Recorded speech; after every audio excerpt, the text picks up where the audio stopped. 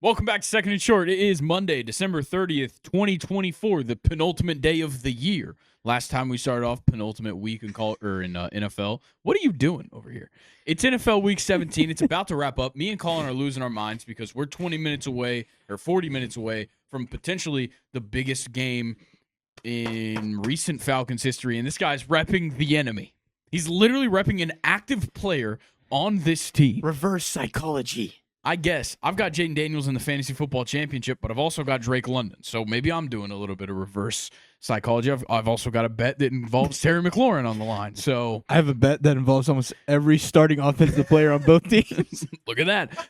In the MLB, the top two remaining free agents in my eyes are now off the board. So it definitely trickles down a little bit lower now. So more guys finding their homes. Obviously, the two that I'm talking about, Corbin Burns and Teoscar Hernandez, both found a home.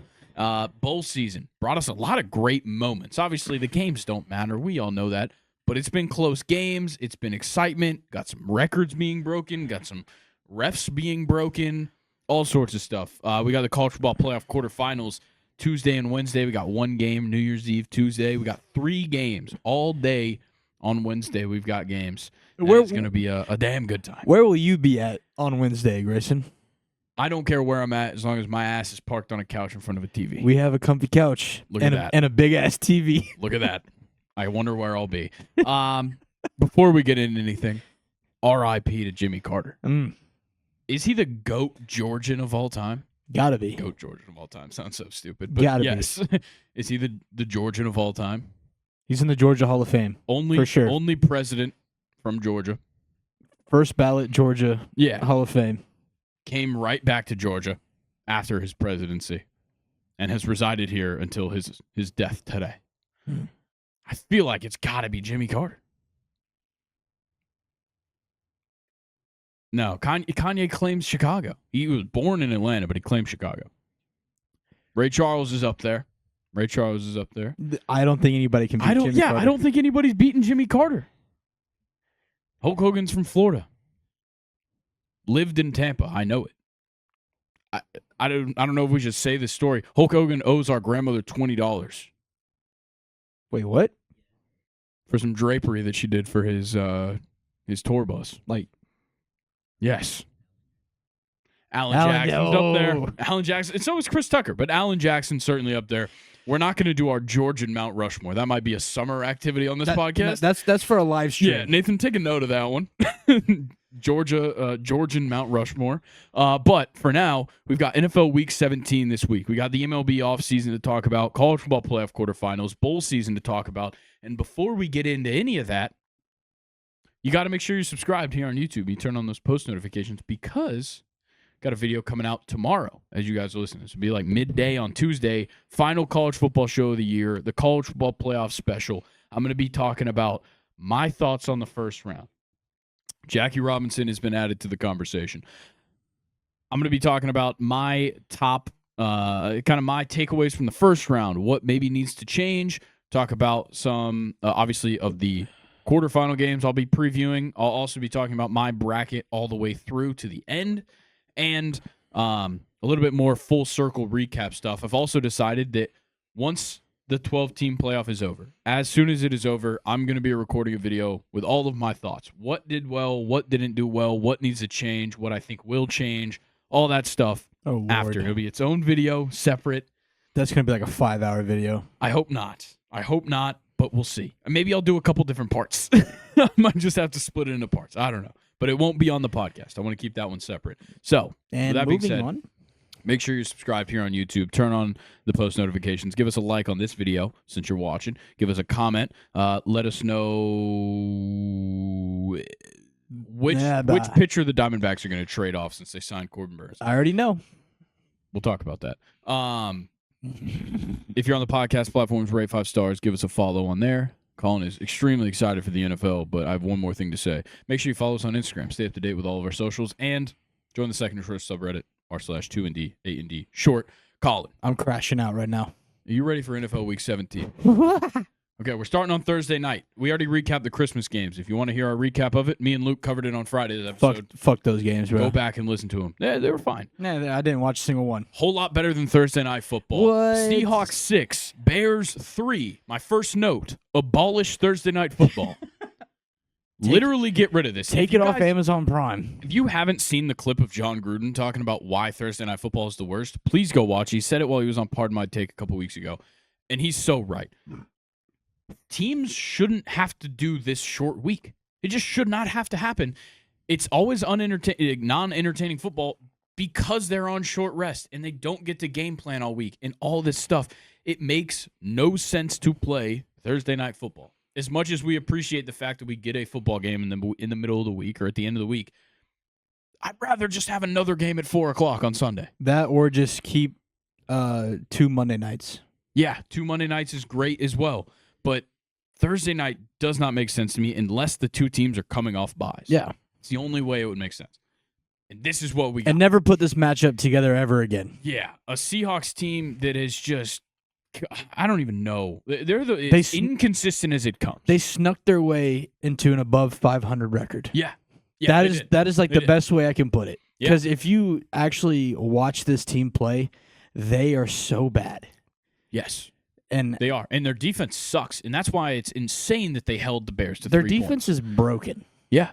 And then the Bears, their defense is great. Their offense is so bad. They give up 7 sacks in this game. Caleb was pretty horrendous, in my opinion. DeAndre Swift can't do anything against a good defense. We've already talked about that multiple And this wasn't times. even It's not even that good of a 100% defense. It's like a defense. competent defense. This whole game sucked. Is there even anything worth talking about? Torrey Taylor, good job punting. both punters. Both punters Michael had good. Dixon Yeah, had Leonard Williams had 2 sacks. Good game for him. Michael, whatever. Is it Dixon? Michael Dixon, is that his name? The Seahawks punter. Yeah, 13 points on my bench. Awesome. Great job, Torrey Cole. Taylor, I'm going up against him in the championship game. Put up 16 16. point. He had 5 punts within 20. Crazy work. We'll throw it back. Remember when Caleb told him he's not going to be punting much? Yeah, Caleb better give him his rookie paycheck. Like, his paychecks need to go to Torrey Taylor. Also, I saw a video about what Caleb Williams gave Second him. in punts in the league. What he gave his offensive lineman, and I hope it was a joke. It was a joke. It was definitely a joke. Nathan says No? it wasn't. What? What did he give him? A trip to his nail tech, or like a free. There is no way. Yeah, no, that's definitely fake. I kept seeing jokes about like, wait, what is this? Here, it's wrong answers only. I think it's all just joke. I don't think he's actually giving him any gifts. Well, he probably did. It's just not a public thing. Did you see Lamar gave all of them guns? Really? Yes. I did not see that. Got That's them awesome. all. No, because he gave them all guns like for what's like people use on safaris to kill Bengals. Oh, wow. Throwing digs at Joe Burrow. Wow. Did not know about that. Okay. This show's wild. Let's keep it rolling here. This game sucked. Yeah, Joe Burrow gave them swords. And did you hear the whole story about that? His assistant. Thought we said we were I just know gonna we're moving keep on. going. Joe Burrow's assistant, I guess, is related to who is it? Bruce Lee? Sylvester Stallone. Oh. And they were like swords from one of his movies. Oh, that shit's fire. Yeah, pretty cool. Okay, Saturday's games. We had a full slate of Saturday games. Chargers 40, Patriots 7 was the first game of the day. Patriots needed to lose this game. Chargers needed a win, and the Chargers showed up. Like, all out showed up. Ladd McConkey, absolute dog. I keep seeing all these posts. If his name was Ladarius McLeod, he'd be in the top 10 wide receiver conversation. I told Nathan for no reason. He just reminds me of Julian Edelman. He's a slot. He's a white slot receiver. Short, just always open over the middle of the field. Yeah, but also can just sneak by he's your an secondary. Incredible route runner. He's gross. He's great. He's up there. Did you see his his route when he was in the end zone? Yeah, broke like two safeties. Yeah, no, he's insane. And like the fact that like the Chargers didn't even really run the ball very well. Gus Edwards was out. J.K. Dobbins was a late add to the game. He ended up running the ball pretty well by the end of it, but like it was not the primary like way that they're attacking the Patriots, who have been pretty bad against the run this year. But Chargers looked fantastic, and now they're going to be heading to the playoffs. Derwin James looked like his former self. Let me say that. Yeah. That man was everywhere. Yeah, and this was and Drake May got banged up all game. So like I can't even blame the Patriots for not playing well. Was that not a? I didn't watch the game. I just saw the clip of the hit. Was that not a dirty hit? Oh, it was. It was definitely late. See, my problem were they was not both out of bounds? That's what I'm saying. Both of them were out of bounds. Now I get Drake May was a runner in that position. The defender was running from out of bounds. That's what I'm saying. He got pushed out of bounds, and literally they met each other on the white. Like that's not how it should work. I agree, but like I don't remember who the rules analyst or whatever was that they brought in, but like the guys just said like just remember he's a runner. But I'm like, oh, like what am I missing? Doesn't matter if you're not in the field of play. Yeah, that's what I. And also, you guys put an emphasis on protecting your quarterbacks. Yeah. If that was Patrick Mahomes, the dude would have been cut from the NFL. Yeah. The rules analyst said that it was because he made a running move inbounds. I get that. Because when he stepped in the white with 1 foot, he didn't even know he had stepped out of bounds because he then spin moves back inside. And so they said that because he kept going inside and that the other guy also just kept going thinking that he was still in, that it's okay. My problem is the defender was like almost past the white. He was so far. He was almost at the bench. Like, and he did get blocked out of bounds. I get that part, but whatever. From the clip, you could think that he was coming from the sideline to make the tackle. Ramondre Stevenson started this game. He was in on the first play of the game and got benched. Yeah, it's just so bad. Antonio Gibson had a decent day. 12 carries, 63 yards. Nathan, you took his rushing yards, right? But damn, yeah, Ramondre was just a bad beat right there. I think I remember Anybody that would have taken his line.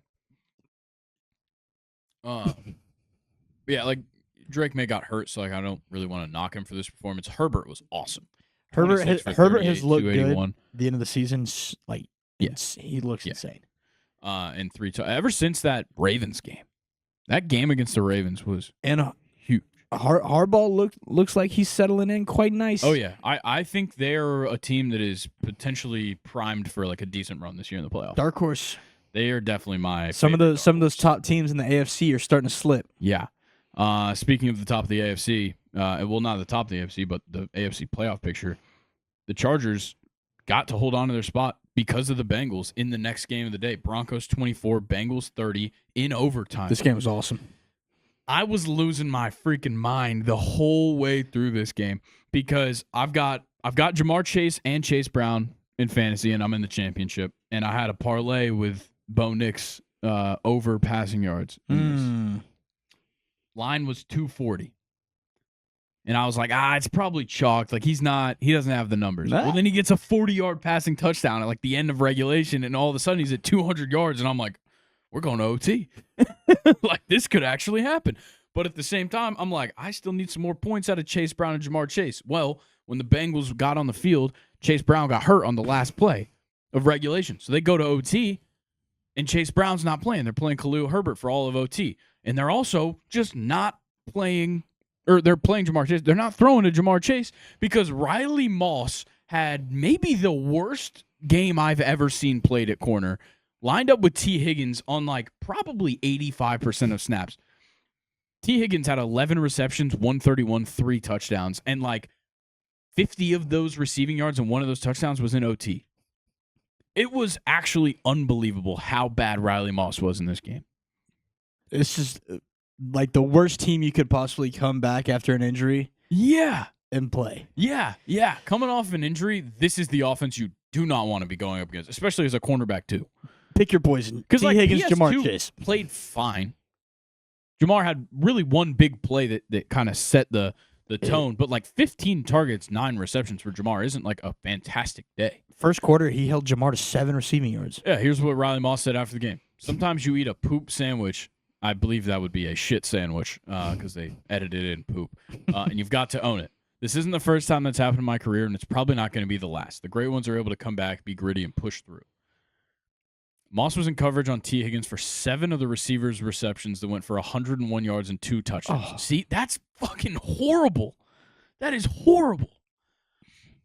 But if you're Denver, who else are you putting on them? That's fair. Okay, Denver's offense confused the hell out of me in this game because you have all the momentum in the second half. You put up 21 points in the second half. You only had 3 points before that, a field goal in the first quarter. You bring it back. You storm back. Bengals get the ball first. You immediately force a punt. You're playing great defense. Yeah, of course, they give up the 2 touchdowns in the fourth quarter, but you were playing pretty good defense throughout this game, considering this is the best offense in the league. And you go into OT. You force a punt. You'd think all the momentum is on their side offensively. And they just fall flat on their face 2 times in a row. They got a second bailout after punting the ball away. Bengals move down the field quickly. They kick on third down with like 2.5 minutes still left on the clock. They kick on third down. Cade York sends it literally to the top of the upright on the left side, and it doinks off. No good. And so the Broncos get another chance, and they go 3 and out again. It just like it was mind-boggling how good their offense was in the second half, and they had 0 momentum in overtime. We were talking about this, I think it was a little later than 2 minutes, because me and Nathan were talking about how Bo Nix, just roller coaster of emotions right there. You got to think they're setting up for a field goal to win the game. So you're down in the dumps. You feel like shit. Yeah. Misses it. Okay, I have to go lead a game-winning drive. Exactly. He's not in the right mindset. No, for I that. agree. I agree. But that's what the best are able to do. Yeah. That's the thing. Give him time. He's outperformed my standards by like a million. So far. And like before we started here, we were talking about guys with no with no talent to throw to. Who would have the thought? Broncos have just found guys. Who would have thought Marvin Mims? Marvin Mims. Some of the most unbelievable catches I've seen, like that second touchdown catch at the end of regulation, might have been one of the most impressive plays that he'll ever make in his career. Third straight game over a set. Oh wow, over a catch over 50 yards. Yeah, that's insane. Yeah, 8 receptions, 103, 2 touchdowns from Marvin Mims. Both of them, I believe, were the touchdowns in the fourth quarter. Is that right? Yeah. It's unreal. And then Cortland Sutton had the touchdown earlier in the game, but fuck you, dude. It was just insane. And like T. Higgins, we talked about his day. Jamar had 9 receptions, 102. Just didn't get a touchdown. They didn't want to throw to Nate Atkins and or 12 targets, 10 receptions, 86 yards for him. He was just doing dirty work, getting first down. Nathan, scroll up a little bit. So it's safe to assume Javonte Williams will no longer be a running back for the Broncos after this year. NFL. I think everybody's just kind of I feel like he could try. He got 2 targets, 2 receptions, 0 yards. He had a long of 6. I feel like I feel like he deserves another chance on a different team. I think he gets a shot. He should.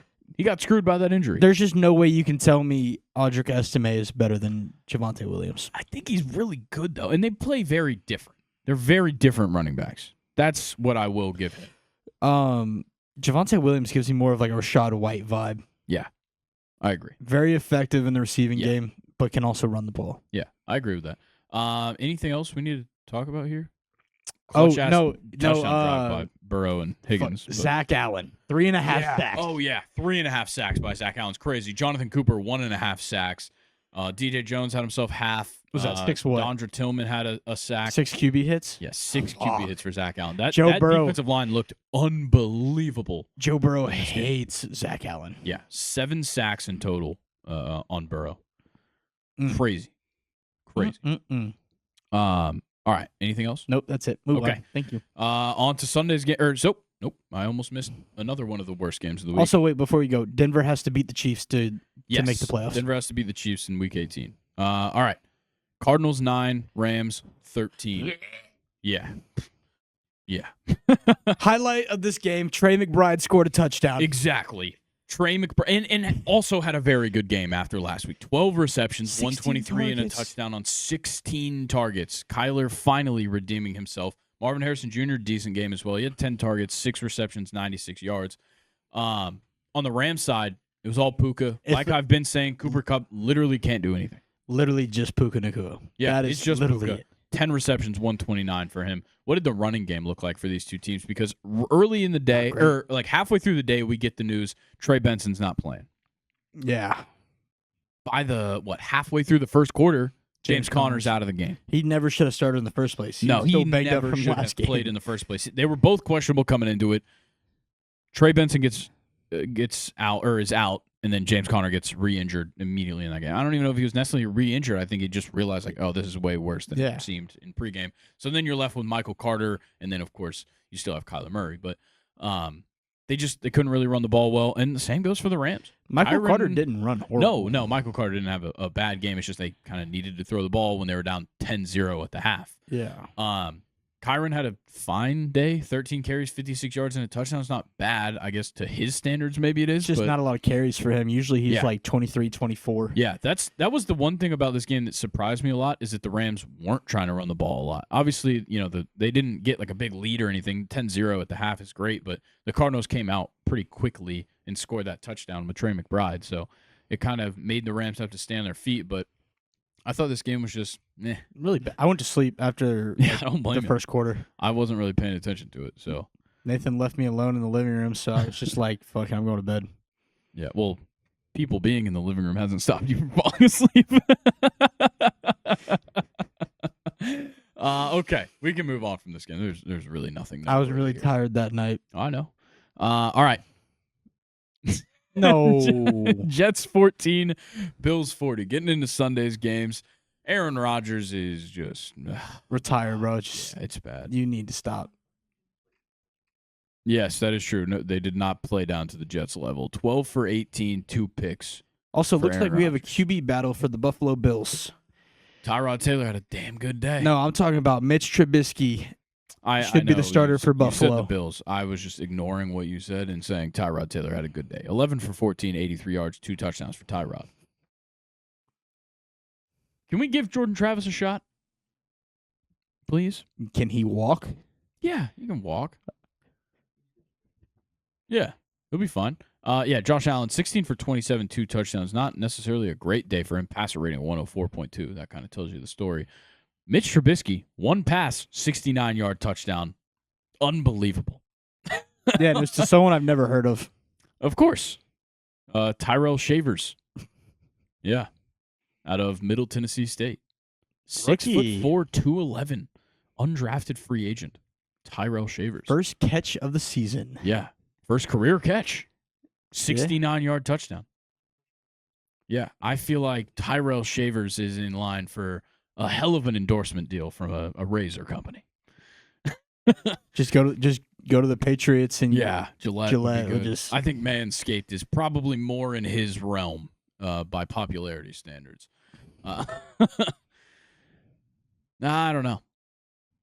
I don't know what I've been told. Okay. Amari Cooper had a touchdown. Keon Coleman had himself a touchdown, and the Bills just put the absolute fucking beats on the Jets. There's not really much to talk about this game. No. Garrett Wilson and Tyler Conklin caught touchdowns. Devontae Adams, most limited he's probably been this season. He got the shit rocked out of him. Yeah? Weird way to put it. Yeah, sorry. He was on the ground for like 5 minutes. Damn. All right. Went to the sideline, sat out one play, and then came back with Tyrod Taylor in the game. I'm like, bud, just stop. Who's Quentin Morris? That's a good question. And why is it spelled that way? Even better question. Hey, there's something about Bowling Green tight ends, man. Touchdown. Yeah, shout out Quentin Morris. He has 1 touchdown this year on 2 receptions. Do you think it's an Aaron Rodgers contract that he can't get benched? Well, he got benched in the second half. No, but like to start, like. Oh, you think he has to start every game? I don't even think that's like a thing. I don't think he'll start the last game of the season. He probably will. Yeah, I'm sure there's some kind of incentive he's trying to hit. Why not give the young buck a shot? Well, they're just going to start Tyrod if they don't start Aaron Rodgers. That's the thing. You know how a couple weeks ago, I'm pretty sure on the podcast, you brought up how Breece Hall was such a bad first-round pick? Yeah. And I kind of tried to fight back a little bit. No, you're right. Yeah, not bad. The worst first-round pick. If you drafted him, I'm not even shitting on Nathan here because you did have him. You just got, like... He was picked, like, at an average, like, 6th overall or something. You just got the shit end of a stick, like on the stick, bro. Yeah, it was tough. Everyone else was gone. Yeah. You had no one else. Yeah. Yeah, that's what I'm saying. Everyone else is gone. Question before we move on to the next game. We saw what Lamar did on Christmas. Yeah. Josh Allen had a decent day, nothing crazy. Should Lamar be the favorite for MVP right now? A lot of people saying that Lamar should be. I know Lamar shifted pretty far up in the odds. I don't know what they'll shift to by tonight when they update it, but more than likely, I think it's Lamar right now. I feel like they're gonna give it to Lamar. Yeah, consecutive. That's the one thing, though. Yeah. They don't love doing consecutive MVPs in the NFL. Doesn't happen often. Why not start? I agree. I think right now I've moved more onto Lamar's but side. This might be like the closest MVP race we've had in so long. I think we kind of brought this up last week, but like easily the best awards race we've had across the board. Mm-hmm. We were just talking before the episode started about comeback player of the year might be a really good race. Offensive rookie of the year. I know look, Jaden Daniels, kind of the whole thing's on the line right here because Bo Nix has had a really good year. And then Malik Neighbors had a crazy performance that we're going to talk about soon. Brian Thomas Jr. Brian Thomas Jr.'s had an incredible season. Like, a lot of guys in that race. MVP is amazing. Offensive Player of the Year is going to be an unbelievable race as well. There's a lot of good awards races right now. Currently, according to BetMGM, Josh Allen is the favorite at -300, Lamar at +240. That's damn close. Then Joe Burrow has moved into third. Yeah, Joe Burrow, Jared Goff going to be in the conversation. Jared Goff has actually fallen to fifth. Really? He's just behind I'm Saquon. sorry, but if Joe Burrow had a defense, he would be the favorite to win MVP. Oh, 100%. You don't put up those kind of numbers. That man is literally the best quarterback in the NFL right now. Oh, 100%. 100% he is. Like, I'm sorry. He is just He's got the passing yards lead by 400 yards. That's a whole game. Actually, no, 600 yards. Yo, Nathan, what you clicking on, bro? It's this pop-up ad that's taking up the whole screen. He's got the passing yards lead by 600 yards. Yeah. That's unbelievable. It's also very, and he's got 42 fucking touchdowns. Compared to 8 interceptions, which is really good for him. Not bad for him at all. Really good for him. Not bad for him at all. Yeah, it's going to be obnoxious. But look at that with the most interceptions. Kirk, most interceptions. Yo, maybe he'll go to the Jets. Yeah. Bo Nix does throw a lot of interceptions because of that one game where he threw 4. That kind of fucked. I saw a tweet. Are we coming to the end of pocket passing? Oh yeah. Oh yeah. Yeah, we're way past pocket passers. There's just Jared Goff's the only one. They're just not going to be relevant. Pull up passing yards right now. How many of those guys at the top are pocket passers? Stafford and Jared Goff. Geno kind of is. Sam? I don't think Darnold's really a pocket passer. He moves around.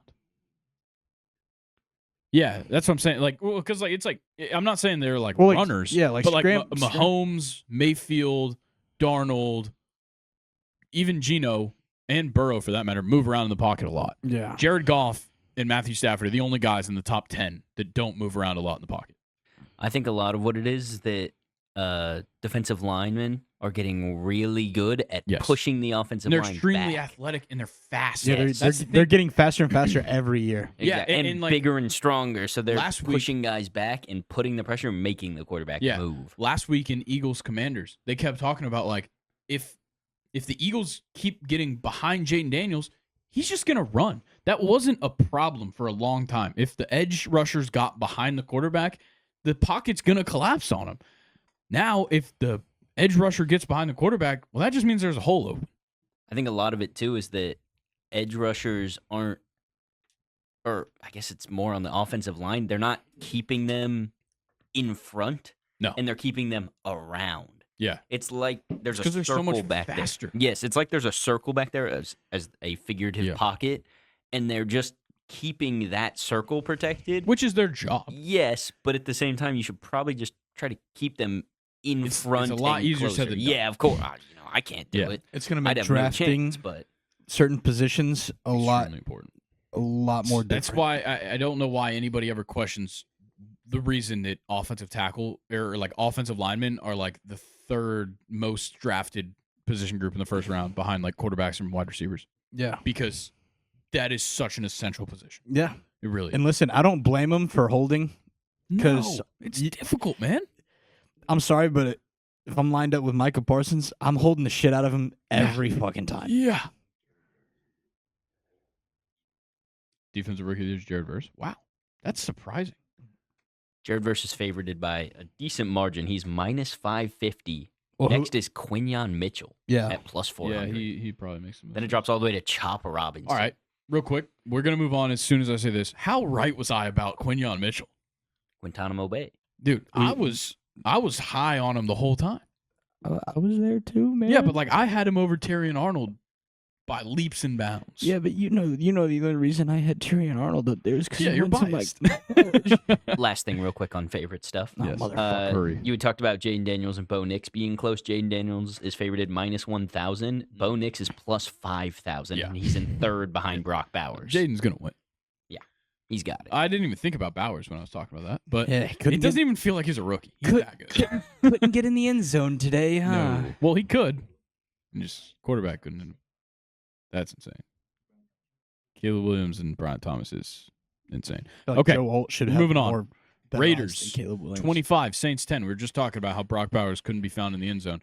He was there, and Aiden O'Connell tried to throw it to him, or whoever their quarterback is this week. Aiden O'Connell tried to throw to him, and he just didn't. The real story, it's a different runner who ran for over 100 yards for the Raiders. Amir Abdullah this time What around. the fuck? No Sincere McCormick. I think he was out. Yeah. I saw that you dropped him in fantasy. That was Carson. No, Carson did. Sorry. I just seen that somebody did. I thought it was you. Spencer Rattler still sucks, in case anybody was wondering. Hey, but Clyde's back. Yes, Clyde is back. I'm so happy about that. I am very glad to see Clyde, especially in New Orleans. Being close to Baton Rouge is awesome. There's not much that really happened in this game that's noteworthy other than Amir Abdullah having 115 rushing yards out of nowhere. Brock Bowers, 7 receptions, 77 yards. Saints ran like a really good flea flicker to Foster Moreau. I didn't see it. Was it the touchdown? Yeah. Wow. So they ran a flea flicker that drew Spencer Rattler all the way to the left over here, threw all the way back across the field to the right corner of the end zone. Oh, damn. For like 30 yards, but it was more like 50 yards to win. Yeah, we calculate. Across. Yeah. Damn. In this game, Brock Bowers with those 77 yards broke the rookie receiving record for tight ends, something that Kyle Pitts couldn't do, I believe. When he was like super close. I think Kyle Pitts was third. It? Yeah. They showed something where like Pitts was sitting like 3. Yeah. Here's that flea flicker. So all the way to the left. Yeah. That's pretty And awesome. then they throw all the way to the right. It's pretty good. That's pretty good. Unfortunately, it was Spencer Rattler. Spencer Rattler to Foster Moreau. When the fuck? Why are we hearing that in 2024? Yeah. Raiders' defensive line looked great in this game as well against the Saints. The Saints are so banged up, like it almost doesn't even feel right to talk against them. Like Kendre Miller out as soon as this game started, and they already were missing Kamara, no Carr. Like it was bad. But the Raiders' defense pretty solid in this game. You had sacks for Spillane and Chase on. And a bunch of half sacks. I feel bad for Brian Brise. Yeah, he's so good. He's so good, but he's on a bad team, man. Yeah, he is. That is pretty brutal. Okay, we're moving on though. Yeah. Colts 33, Giants 45. Giants saw that Shedeur Sanders, how he played the other night in his Giants cleats and decided no, we should thank lose you. the first overall pick. Malik Neighbors, unbelievable. Yeah, dropped all the way to the 4th pick, meaning they'll probably just take Cam Ward. If he's there. Malik Neighbors told him, hey, y'all sit out one more year. Me and Drew can hold it down. Yeah. And then go draft Garrett Nussmeier. Yeah. And so in this game, Malik Neighbors breaks 1,000 yards. So did Tyrone Tracy, rushing wise. That's insane. Oh, Tyrone Tracy breaking 1,000 yards is not all purpose, not rushing. Grayson, he did the Leonardo DiCaprio. Yeah. No, I knew I was about to get fact checked. Colts suck. Flacco. It's the classic Flacco game, the turnover. Turnovers. Yes, the turnovers were there, and it was high yardage. It was a classic Flacco game, but very obvious that he has not been practicing as the starter. No. It's so obvious he is not on the same page as these guys. They've really been fucking up these quarterbacks the way they've been switching in and out this season. Yeah. Jonathan Taylor doesn't give a shit, though. 32 carries for JT. 125 and 2 touchdowns. Not necessarily an efficient day, but he got the job done. He was fucking exhausted. Yeah. Yeah. It was crazy.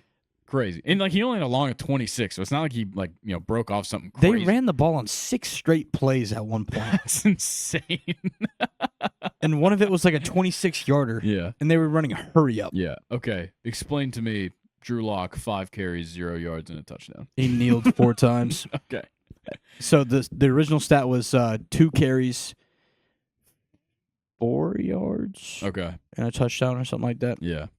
And they kneeled at the end of the game. Gotcha. Yeah, the Giants just decided to show. They literally put their best game of the entire season just to knock the Colts out of the playoffs. Yeah. I just don't think they wanted the number 1 pick. I don't know if you can say that. It's cursed, man. It is cursed. That is true. They want number 2. But what? Now they're sitting at like what? They're 4? They're at 4 now. 4's not a bad one. No, 4's not a bad spot. Unless we don't need to get into draft order, but unless Cam Ward and Shador are going to be off the board, because I don't know who the third best quarterback is. I already told you. Beck? No. They're third? The Giants are third. Okay, so then they will get most likely Cam Ward, because obviously the Patriots aren't going to. Listen. Oh, the Titans are up there too? I don't know if they're going to take a quarterback. No, listen. They might still get Shador. If I'm the Giants, yeah, I know you just cut ties with Daniel Jones. Don't get a quarterback yet. Give Locke 1 season. Either get a very effective defensive player or another weapon to help out Neighbors. Maybe. But you just build that O-line, because Evan Neal is fucking horrible. If there is a fantastic offensive lineman, which I'm sure there is, I haven't really looked into it yet. If there's a really good offensive lineman in this class that's worth it up top, you do that. If there's a Joe Alt in this class, you do it. Drew Lock will be a free agent. Or they won't have a problem bringing him back, though. Hear me out. Go sign Jameis. Yeah, you could. You don't have to draft a quarterback. Sam Darnold's going to be a free agent. If you want to put some money up and get a quarterback, Sam Darnold's out there. Kirk is out there. You're not going to have to pay Kirk much because he's still going to get paid by the Falcons. You could get yourself an actual quarterback just to bridge the gap, just to wait for Arch Manning to get into the draft, just to wait for some of these guys, Lenore Sellers, DJ Lagway down the road. Like, those kinds of guys are looming. Just, this is not the year. This year, to me, I like Cam Ward, and I think Shador could maybe be okay. This feels a lot like Kenny Pickett and Malik Willis. I don't know. Malik said one of his favorite quarterbacks to play with. Yeah. Justin Fields would be a free agent. That would be interesting as well. A lot of guys you could pick. I would go to Malik Neighbors and be like, who do you want throwing you the ball? Malik Neighbors and Tyrone Tracy should be making the decisions right now. Let's be honest. They're the future of this team. And I'm sorry, draft a tight end this year. Yeah. Daniel Bellinger is so bad. Yeah.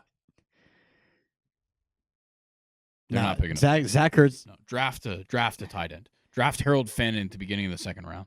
Is he at Iowa? No, Bowling Green.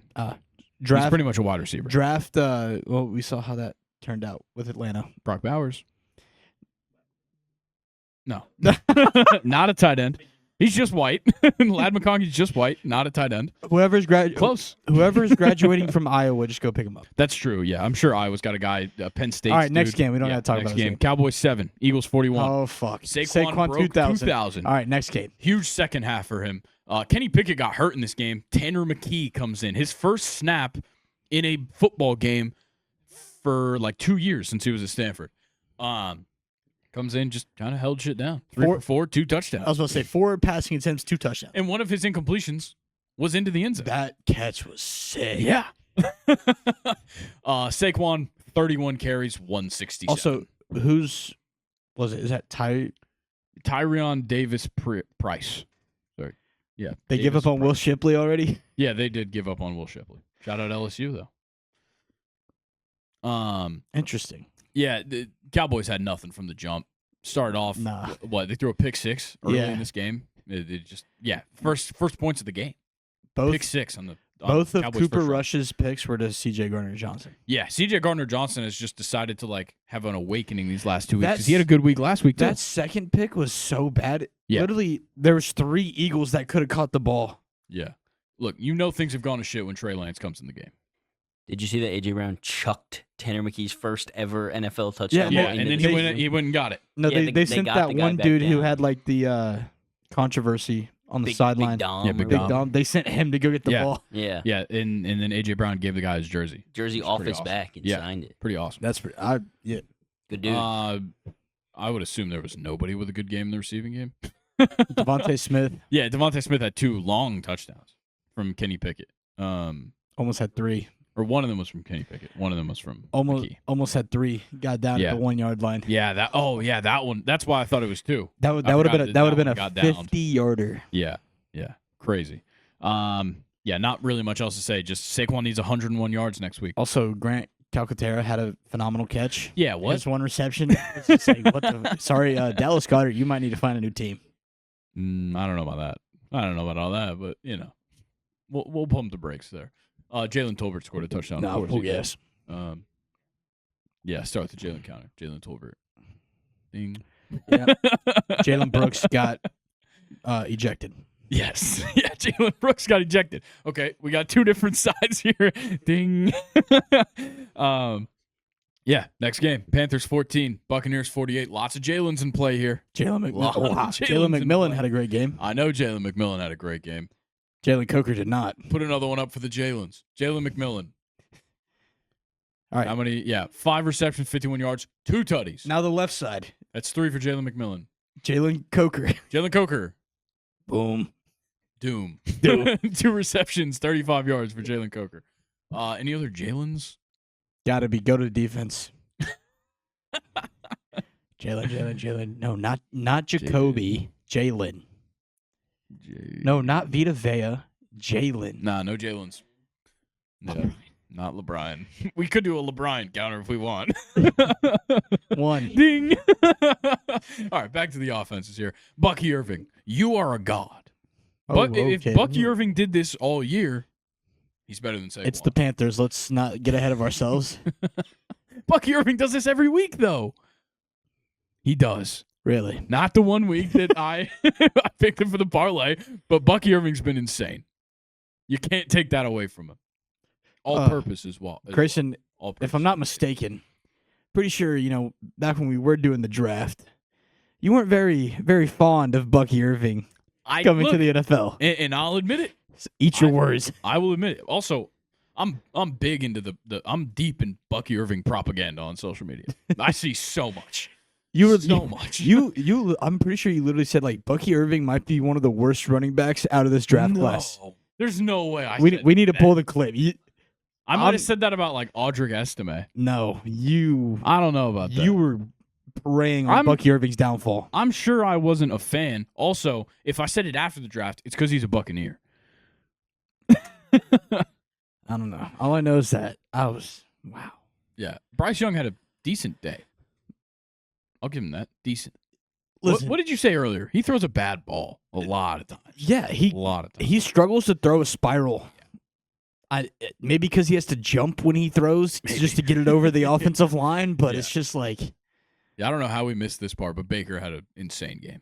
We didn't miss it. 359, 5 touchdowns. Sitting right there in front of our faces. Yeah, he didn't even throw any picks. Like, he wasn't forcing shit. He's just been doing this all year. Yeah, it's just been throwing a lot of interceptions as well. He was not forcing anything this week.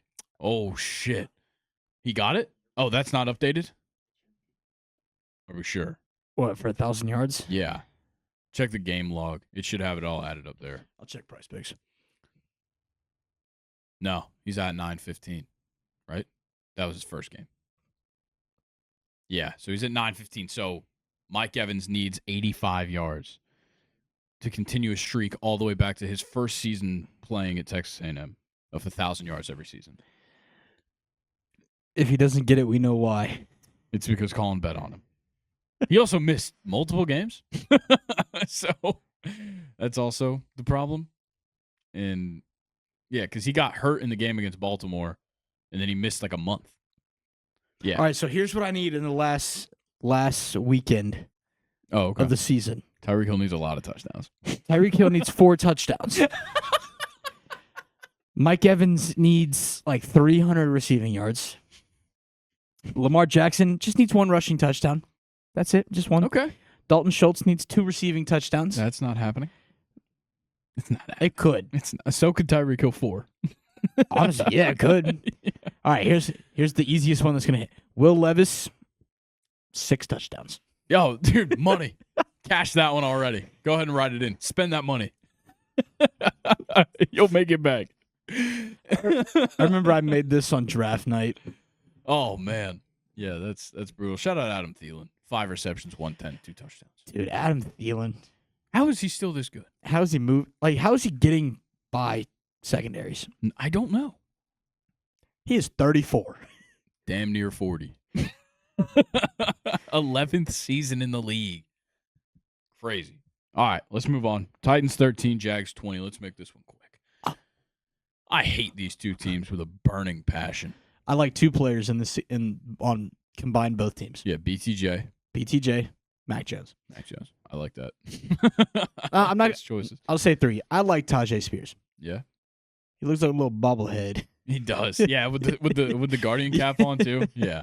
Because he's already a pretty short guy. Him and Devon A-Chain, bro. Devon A-Chain cracks me up every time. I know I said he's pretty short. He's 5'11". To you guys, that's gargantuan. Sorry. Oh, whoa. He also got a concussion. Yep. So Julius Chestnut came in the game. That Guardian cap didn't do much. Or maybe he was relying on it too much. I don't know. He had a good game, 20 carries, 95 yards, but he also got concussed. All right, next game. BTJ touchdown, Parker Washington touchdown. Nick Vanett touchdown. Yeah, shout out to Nick Vanett. No, that play was hilarious because all of Jacksonville's defenders were pointing to like, hey, I got this guy. No one pointed at him, and he just ran a crossing route to the left side. Every defender was on the right side. Wow. Okay, I would like to just flag on the play on ESPN's profile for that guy. You can't put OSU as the college. For who? For Nick Vanett. Yeah. I'm sure he went to Oklahoma State. But you can't put OSU because Ohio State also exists. Oregon State as well. It could have been Oregon State. I think it's Oklahoma State, if I had to guess. Because that's the one that's probably most common. Ohio State. It's Ohio State. You can't just put OSU. Just put Ohio State. Bro. Yeah, that's not that many. That's 9 letters. That's disregard. Like, you're disrespecting the fuck out of Ohio State just putting. Why OSU. is his nickname Baby Gronk? Did we just see that? Everybody at home, go to Nick Vanett's football reference page. Literally says his nickname is Baby Gronk. I can see it. He's 6'5", 257. It's up at the top, right under his name. Baby Gronk. That's crazy. He's played on fucking 7 or 8 teams in the NFL. He got drafted in the 3rd round? Yeah. High pick. Wow. 2016 to the Seahawks. That's insane. Falcons game is about to start. What's up? Mike said, I pray the Falcons don't falcon it up. Yeah, I agree. Falcons game's getting started. There's literally nothing to talk about with this game. Nick Vanett was the most interesting part of this. My boy. MPJ. Who? Not Michael Porter Jr., though. All right, Dolphins 20, Browns 3, into the 4 o'clock games. There's only 2 of them. Why did you whoa. Nick Vanett's Wikipedia? No, hey, listen. We don't need box scores for this game. We can just talk about it. Dolphins 20, Browns 3. The last 2. Put the fucking game. I would like the box score for Packers. You know what? I'll pull it up myself. Yeah, we don't. I can tell you everything that happened. I want to test him, but I also test don't me. No, test me, bro. No, one thing. Nathan, take that shit off. How many passing yards did DTR have? DTR like 134. 170. How bad is DTR? Really bad. Really? That was an over? 170? Right. Fuck. Grayson's got it pulled up. I've got Dolphins pulled up. Yeah, Tyler Huntley, pretty good game, honestly. Oh, shit. I'm gonna be so focused on this. Okay. Tyler Huntley, 22 for 26, 225, 1 touchdown. He got sacked 4 times. Obviously, no Tua, no Waddle this week either. Tyreek Hill actually showed up, 9 receptions, 105. Jonnu Smith got himself a touchdown in this game. And Tyler Huntley had a rushing touchdown as well, 52 yards on the ground for Huntley. Way better day than Devon A-Chain, who had 25 yards on 10 carries. Obviously, the Browns couldn't run the ball at all. Donta Foreman was running the ball, 13 carries. Jerome Ford got hurt. Yeah, Jerome Ford got hurt. He just went down weird. I remember watching that part. He just went down a little weird on his leg. But Jerry Jeudy had a great day. Yeah, Jeudy had a good day. 12 receptions, 94 yards for him. Defensively, Browns also sacked the Dolphins 4 times, 2 of those coming from the one and only Myles Garrett. And Dolphins going to win and keep their playoff hopes alive. Yeah. Crazy enough with a win right there. Shout out the Colts losing. Yeah, the Colts losing was Because the Colts would have won, Dolphins would have been out. Yep. Okay, we'll move on to the final game. Packers-Vikings. Packers 25, Vikings 27. Big win for the Vikings. They stay in contention, potentially, for a game next week, potentially, because Monday Night Football still needs to happen, where the Vikings and Lions will play for the winner of that division and potentially as well the number 1 seed in the NFC, which is huge. That's got to be pass interference, right? Sure. Something went wrong there. Did Penix just lay the hit stick on that dude, bro? Yo, what the fuck? Something went wrong there. The fuck just happened, man? I got to see this. Hopefully that wasn't targeted to Kyle Pitts. I don't think so. Oh, God, man. It's a bad start. I don't know what happened there. Yeah. No, it just looks like they just weren't on the same page. Looks like Penix expected him to go out. Choice route, and he went to the inside, and Penix just threw to the outside. All right. Well, put Kirk back in, bro. It can't get much worse. Put Kirk back in. No, not yet. Not yet. Who's our third string? Oh, Nathan Peterman. Put him in. No. I believe we activated Emory Jones off the practice squad. Number 11. Yeah, Emory Jones was given the number 11. So that right now, people might think that's an Emory Jones jersey. Yeah, that bothers the shit out of you. Hurry. You talking about that quarterback from Florida? Wait, that's not even Terry. Fuck, that was the keys. God damn it. Why are they throwing his keys? Terry. Hurry. The Packers ran the ball really well in this game. In the red zone, at least. 1 touchdown for them, or 1 touchdown for Josh Jacobs, 1 touchdown for Emmanuel Wilson. They brought it back extremely close with a 15-point fourth quarter. But Sam Darnold had a hell of a game. Pretty much all in the second and third quarter, the Vikings did all their business. They scored all 27 points in the second and third quarter. Darnold, 33 for 43, 377, 3 touchdowns. He did throw a pick. Aaron Jones, 12 carries, 47 on the ground. He also had 4 receptions for 30 yards in the air. Justin Jefferson, 8 receptions, 92 yards. Jalen Naylor, 5 receptions, 81 yards, including a touchdown. Jordan Addison had himself a touchdown, which was insane timing. Colin literally, we sit down, he sits down after he gets here and goes, we need a Jordan Addison touchdown. And then he goes, 5 seconds later, he's like, Jordan Addison, and then he scored a touchdown. I'm like, what the hell is happening? It was insane. Yeah, Colin and Vikings players is just crazy. Yeah, where my boy at? Johnny Munt, 1 reception on 1 target for 7 yards. Are you wearing the shirt? Oh, he's wearing the shirt. Johnny Munt. Before you continue, we got here, and Colin goes, damn, I forgot to wear the shirt. And I go, oh, hell yeah. I go, no way you forgot to wear the shirt. It was the perfect shirt. Yeah. Wow. Fuck the Commanders. He goes, yeah, I forgot the shirt. And I broke my thumb. I punched my thumb. Did you punch your other hand? I punched my thumb. Why did you tell me that you forgot your shirt? Pretty stupid.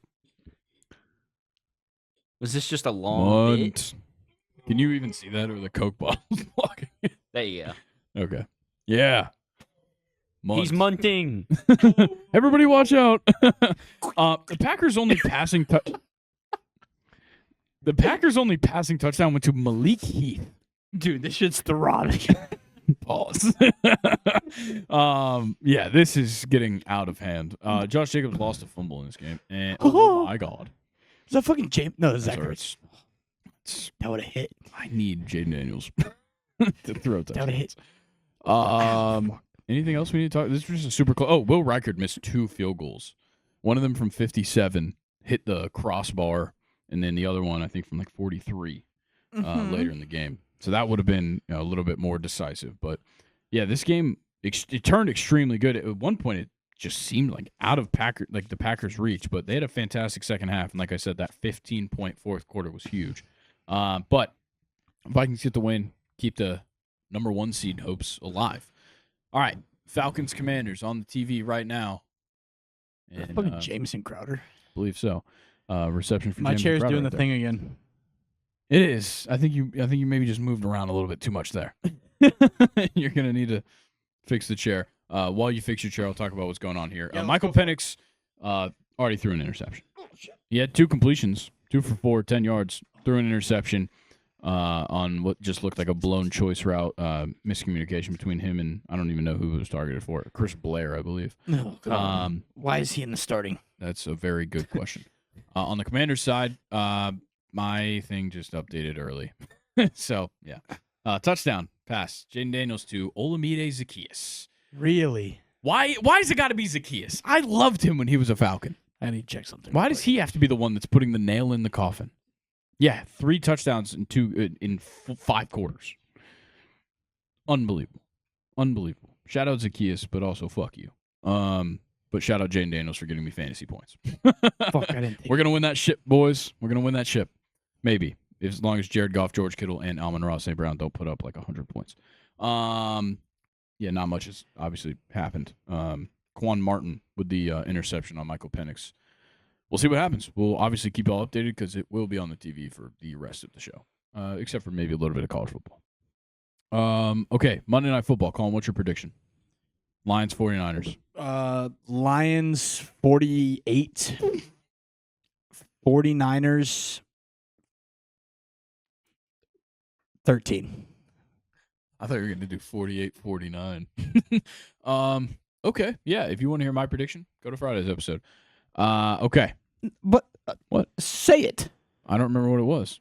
I don't so want to make a new one. Myself. Okay. Lions 27, 49ers 10. There you go.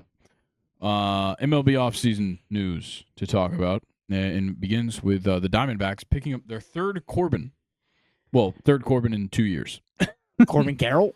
Yeah, there was a different Corbin as well that was there for like 5 seconds.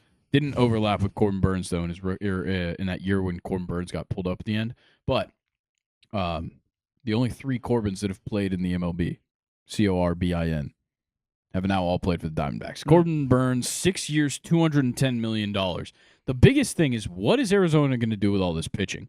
Because you have Zach Gallen, you signed Jordan Montgomery last year, you still got Merrill Kelly, still got Brandon Pfaadt, and you have Eduardo Rodriguez, who you signed last year. There's just no way they keep Corbin Burns and Zach Gallen, right? For more than a year. So Gallen has, I think, 1 more year after this of control. In my eyes, you overpaid Jordan Montgomery for what you're going to get out of him, most likely. He's the one you sell.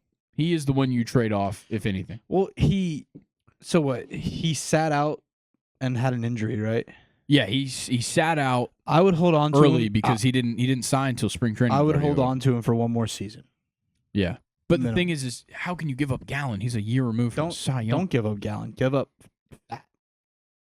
Yeah, but he's young. That's Eduardo. The thing. And it seems like, Eduardo would be the one in my eyes who's like the odd one out here. Just doesn't really fit in and did not have a good year last year.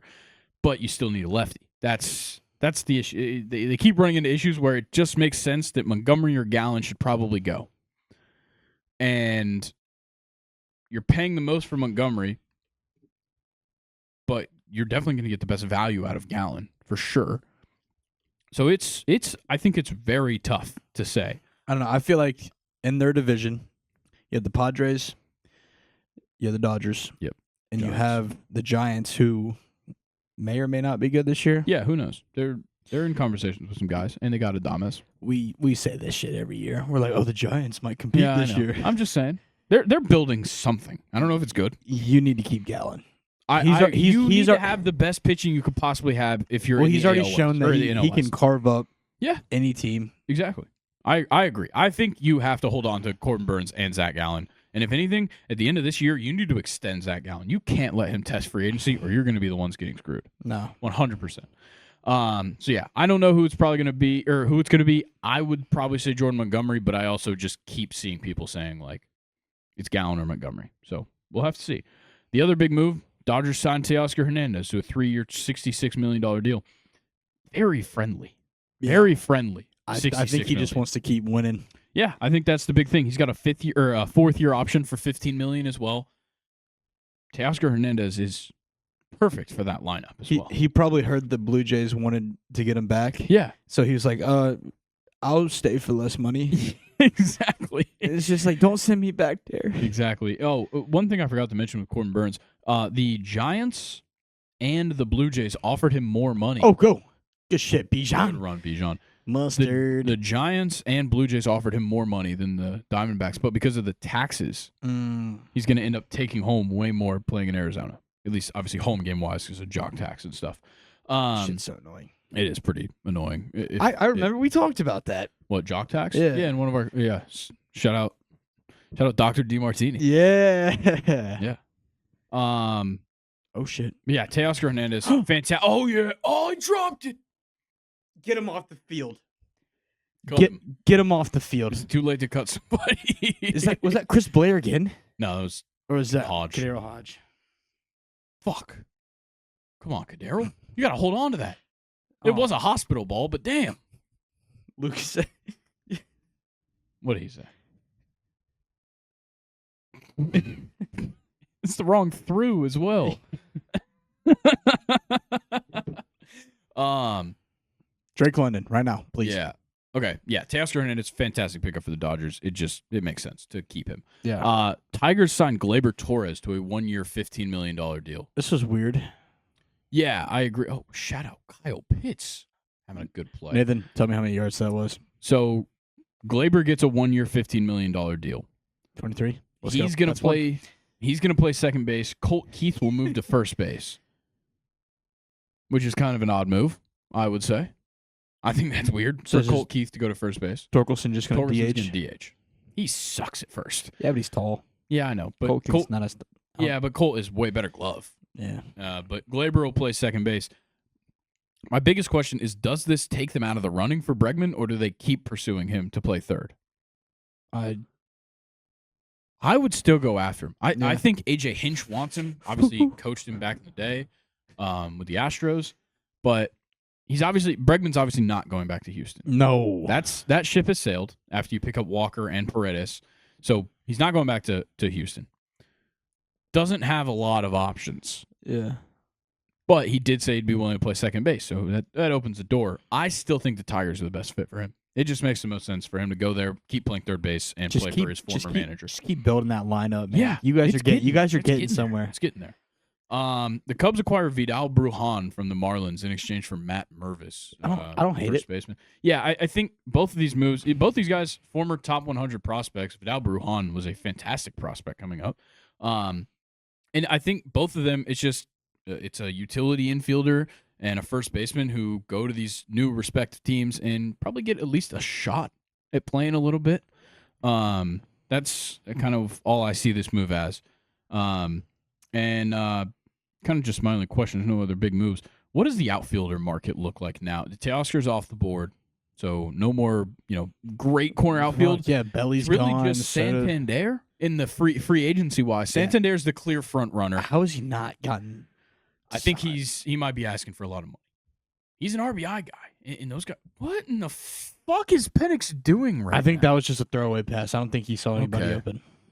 Because Drake was double covered. Yeah, just seemed like Drake was supposed to come back for that. I don't know. So Santander. Oh, he wasn't ready for the snap. Profar is probably your next best. Oh God! Well, at least he didn't fumble. Profar is probably your next best option, which is a pretty significant drop off, and he's like 31 years old. Yeah. And then trade wise, Luis Robert's been talked about as a trade target, and Seiya Suzuki. He needs to get traded. Yeah, I agree. Robert. But it will take quite a bit. Let's go. Oh, what's the flag? What's the flag? Roughing the kicker? Better be. Give us another chance. Nathan, why are you grinning at me? Is he right? Offsides. Defense. That gives us a first down, right? Yeah, that was fourth and four. Let's go. Let's go. Let's go. Nux. Yes. Okay. Fuck you, Dan Quinn. You're about to get your shit rocked. One more question before we move on. So obviously offside. One more question before we move on. Luis Robert, if he does get traded, who needs a center fielder like that right now? That's the tough thing. Yeah, but he can easily... He could play corner outfield for sure. He would be a phenomenal right fielder. I agree. I'm just saying, who's looking? Because the big teams right now, doesn't seem like anybody's really in on position players. Tampa? Tampa doesn't have the stuff to get Robert, I don't think. And they're not really in a position to win. I don't know if they're looking to trade. Let's go, Drake. Go. First. Oh. Whoa. We just face fucked that guy. What? Nuts in his mouth, bro. Oh, man, we're losing it. All right, we're moving on. I don't care where Luis Roberto's getting traded to. No, so when I text you about Glaber, yeah, this is Javier Baez. It has written all over it. Okay. Yeah. Is it not? I think that's pretty fair. They're literally the same exact fucking person. They're pretty similar. That was hilarious.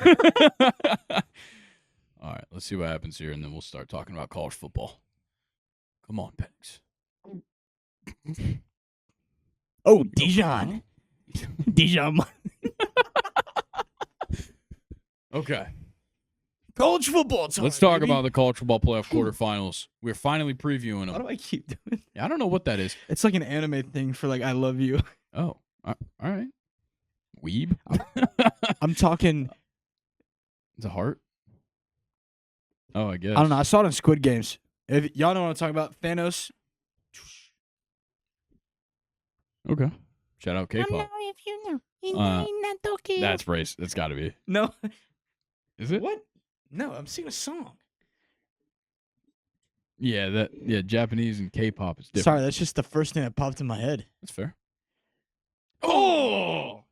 All right, New Year's Eve. Number 6 seed Penn State against 11.5 point favorites against the number 3 seed Boise State. Boise State. You had a good run. Yeah, it was fun. It was fun while it lasted. I love Ashton Ginty. We will never we'll never see him play another. Unless Ashton Ginty can run for 400 yards and 6 touchdowns, you're not winning this game. Yeah, that's the thing. It's not. Ashton Ginty could run for 3 touchdowns and they'll lose by 21 points. Yeah. That's the problem. Maddox Madsen will not. He will not complete over 15 passes. Agreed. Penn State's defense is going to be unbelievably good in this game, if I had to guess. Come on, Penix. PI? Yes! Why does it always have to happen to Drake London? Why can't he just catch touchdowns?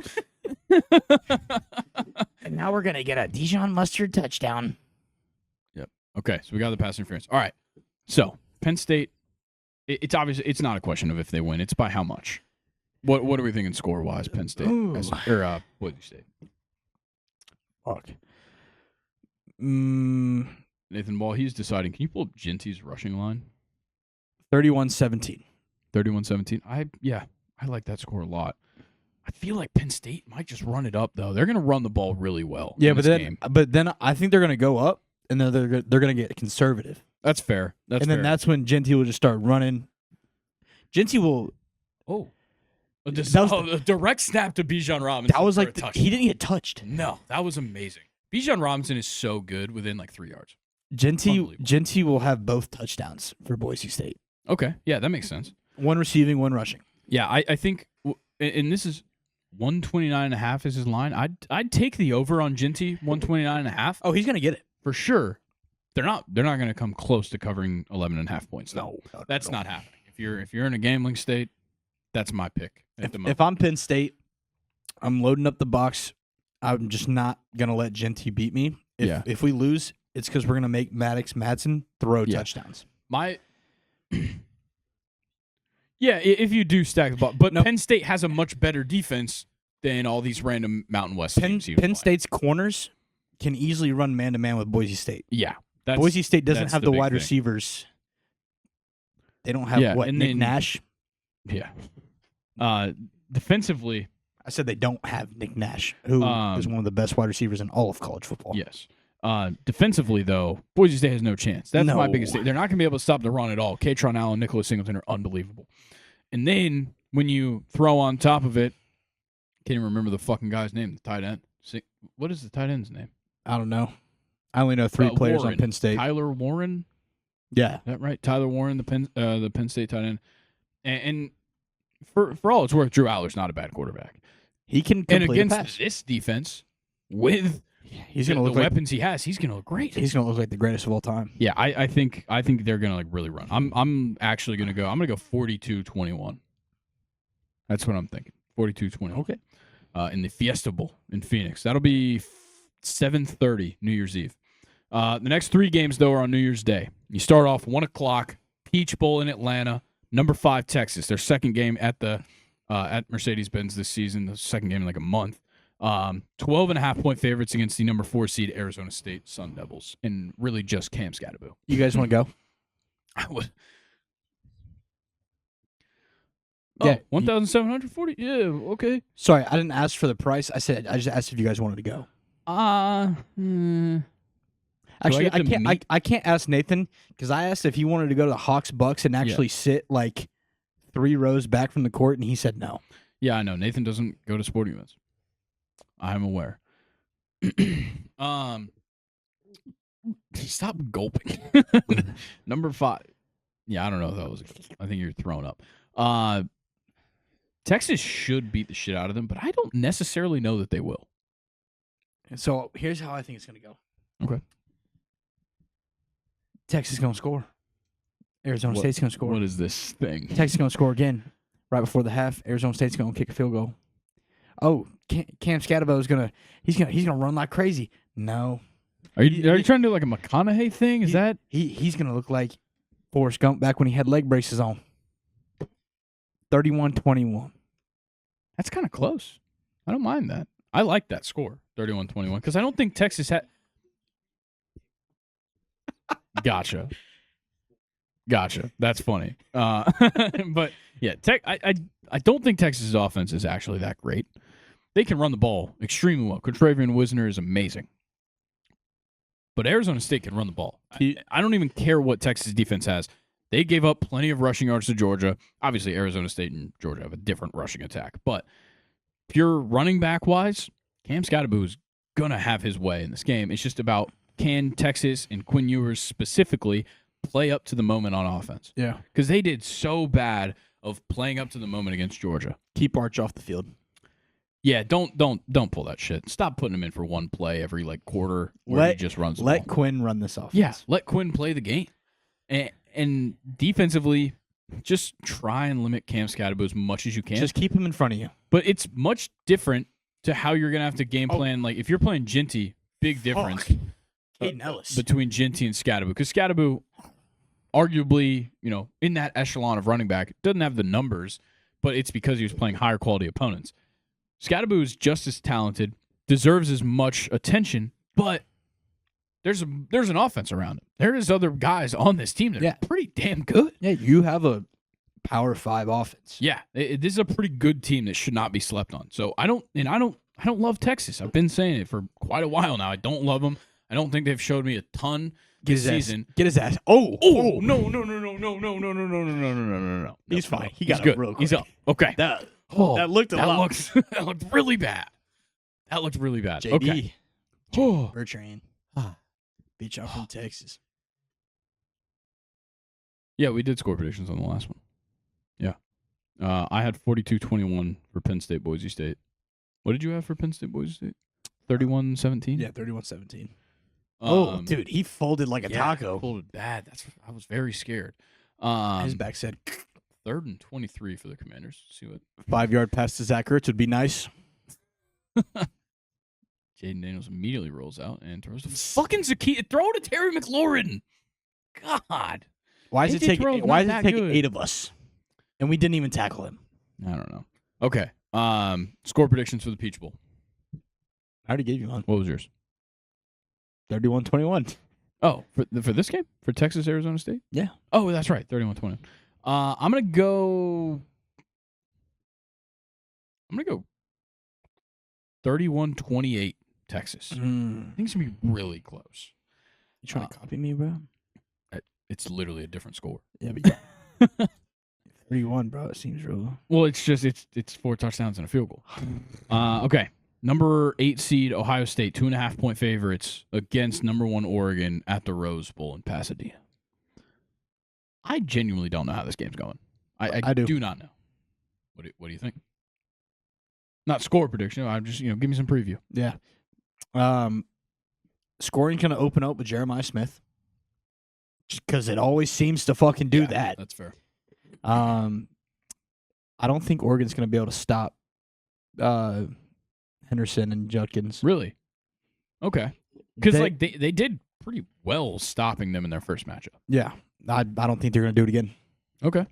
I think so. Since that game, the wide receivers for Ohio State have gotten so much better. Agreed. And I think Will Howard is playing extremely more good explosive. football right so now. they're gonna be a little bit more focused on that because last game they stopped the 2 running backs. Yeah. So that's not their game plan. Mm-hmm. I think also the conversation needs to be had, before this happens, is that will we see that kind of the idea that we talk about in the MLB and even in the NFL? It hasn't really played out as much in the NFL, but the teams that get the bye not having the same kind of momentum and all that coming into this game. Oregon's been sitting around for 3 weeks waiting. Ohio State came off a huge victory. Dan Lanning's got... Oh, I know he's got the boys going. I'm just saying. They're going to be snorting that white shit before the game. What?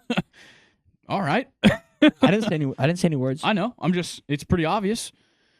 Booger sugar. Okay. Well, but yeah, I think Oregon will be fine. I just think before we go into it, I think just be prepared if that does happen. If Ohio State comes out hot and just looks really good, don't be surprised. I think that Tennessee game got Ohio State going. Yeah, I do too. Bless I think you. it got them so, the whole nation was so low on Ohio State after that Michigan game.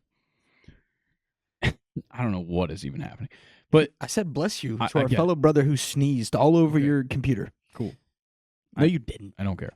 Ohio State was at the lowest of lows, losing to Michigan. Yeah. They get this huge win over Tennessee, rewrite the script, all this stuff, blah, blah, blah. Now they go in, they play Oregon, a team that they only beat them because of poor clock management at the end of that game, really. But I don't know if they can do it. The only thing that holds them back is their coach. Yeah, that's what I'm saying. Dan Lanning is the better coach here 10 times out of 10. 10 times out of 10, Dan Lanning's the better coach than Ryan Day. That's where my thing lies. And I've watched Ohio State get coaching decisions wrong year after year after year.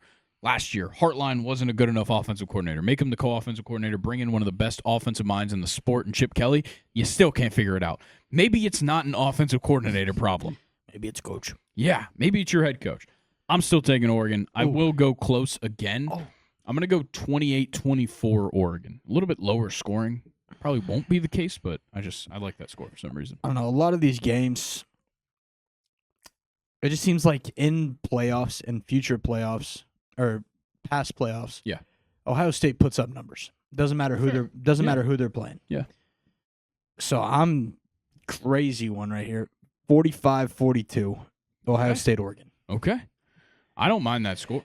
We're gonna run it back to number Ohio State and Georgia. Yeah. They missed the field goal. They're not missing this year. Oh. They're not missing. Are we getting a little preview here from Colin? Is he saying Ohio State's win the Natty over Georgia?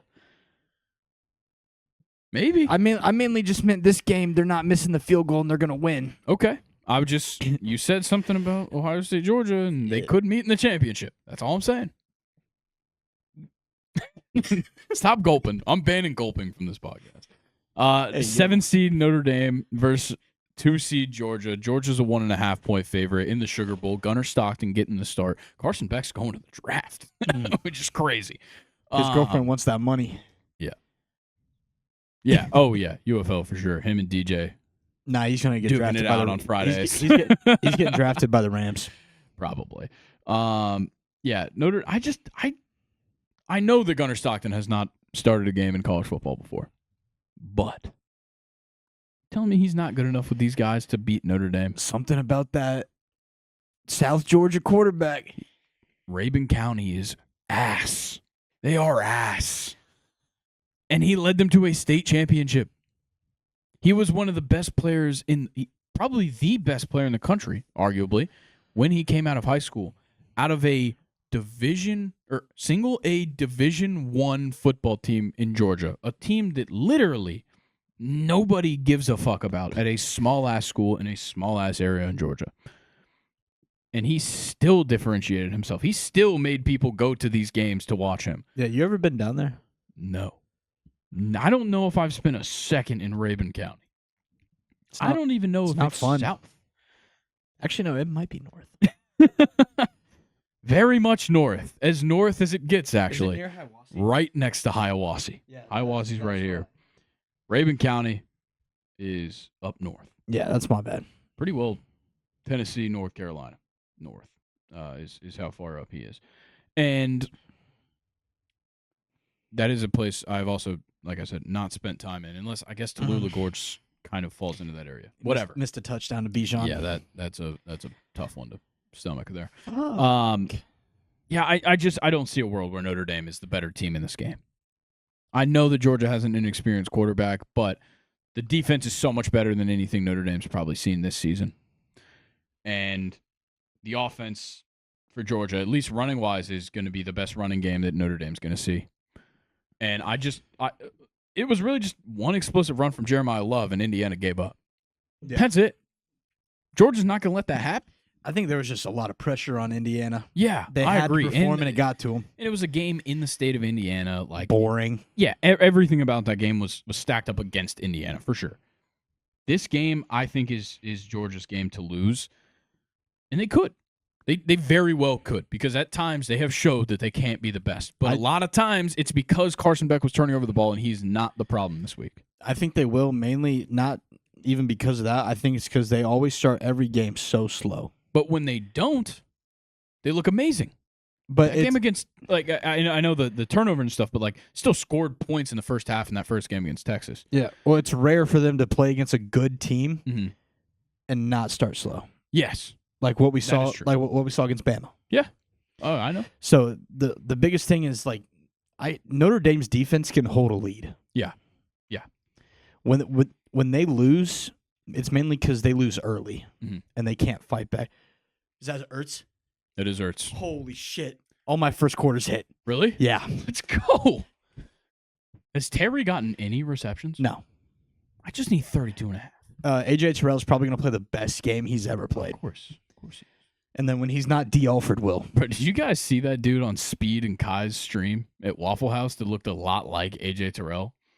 Sure it wasn't? I don't think it was, but they ran into him at a Waffle House. But it didn't look like AJ. Like, it kind of looked like AJ Terrell, but I don't think it was. I think it was a different guy that looked like him. But he was just in Waffle House, and he was wearing like Braves stuff. It kind of looked. You can look it up. It looked like AJ Terrell, but a lot of people were saying it was not him. It looked like AJ Terrell, but maybe a little bit on crack. Why is he grinning like that? I don't know. Look at that. So score predictions: Notre Dame, Georgia.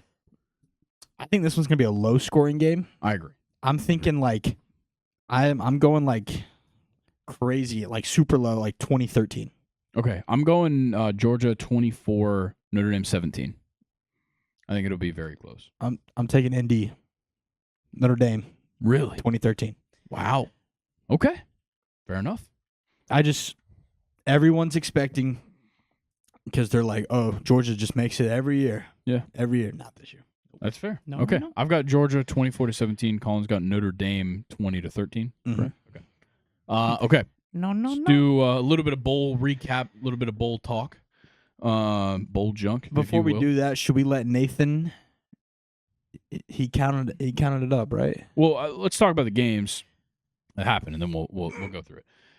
I want to start with these two games just because of how funny this is. So on Tuesday, not New Year's Eve, Christmas Eve. I was like, what? On Christmas Eve, USF 41, San Jose State 39, 5 overtimes. The most overtimes in a bowl game ever. Jeez. Thursday comes around, the 26th. Pitt 46, Toledo 48, 6 overtimes. No longer is USF San Jose State the most overtimes in a bowl game. Pitt and Toledo take it away 2 days later. Hilarious. Also, Pitt losing, pretty good pattern to follow for the ACC. They're 1-9 to this point in bowl games. 0-10 against the spread, in case anybody's wondering.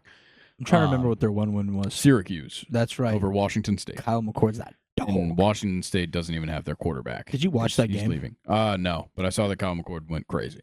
5 touchdowns. He was just throwing. Yeah, he's been doing that all year. People just did not care. I think he really found his own at Syracuse. Yeah, I think he's going to stay, and I think he'll have another good year next year, and he'll go to the draft. I think that's what it's going to Might actually find his way on an NFL roster. Yeah. I don't know if he'll be a starter, but he could be like a 4th-round pick. Could remind me a lot of AJ McCarron. Maybe. That would be interesting.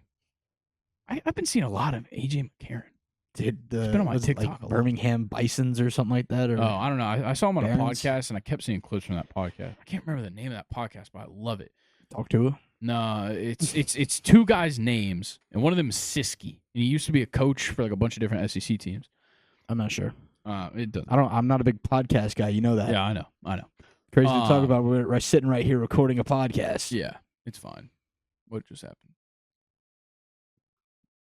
McGreedy and Siski. Great podcast. I see the clips all the time on TikTok.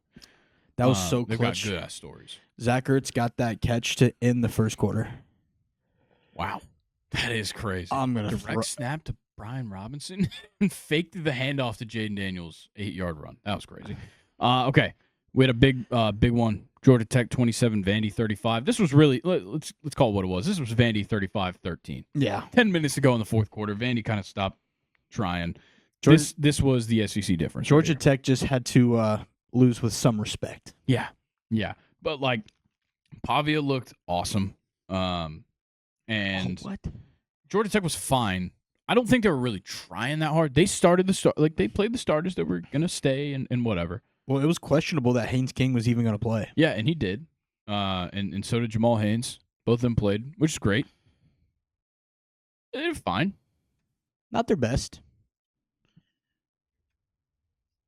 Yeah, no, that's what I'm saying. Like Georgia Tech played, like the players played fine. The team did not. The defense. Yeah, the defense was horrible. And then we had the Pop-Tart Bowl.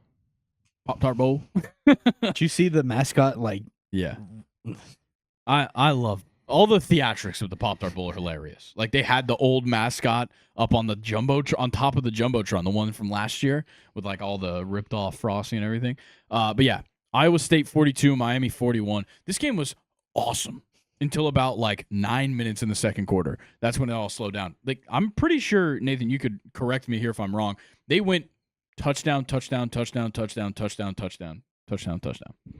just 8 straight touchdowns, I'm pretty sure, in this game. It was just 8 straight drives for touchdowns. Shout out Terry.